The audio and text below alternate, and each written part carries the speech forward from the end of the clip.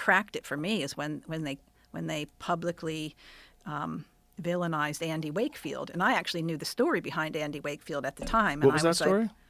The story behind him is that he was the doctor. You'll hear he was publicly shamed. His license was removed. He published an article about what he called toxic nodular enterocolitis in children with autism. He was a gastroenterologist, a very high level, very well respected, decorated gastroenterologist, and he published this paper which remained in a journal for 12 years.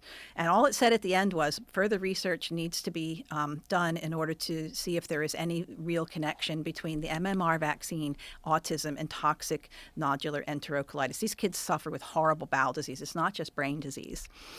And so after he was about to publish another paper showing that in this certain type of monkeys that were vaccinated against hepatitis B lost a lot of their reflexes and had problems. And it was on the eve of the publication of that paper that his original paper was revoked.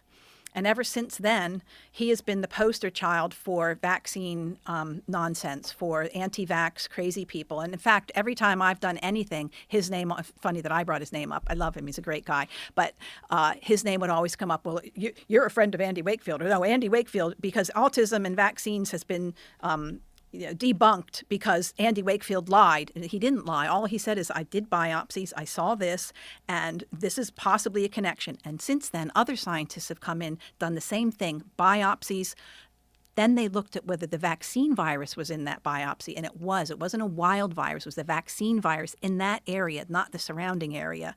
So there is a relationship between gut disease, MMR vaccine, retained, virus that hasn't been processed properly because it didn't come into your body properly, and disease, brain disease. So that's a fact. But CNN did a hit job on Andy Wakefield, and I remember going, well, what's going on here? Because I know what happened with that whole situation. Now CNN is saying this, and that was kind of when, the windscreen cracked for me, and I just had to start questioning anything.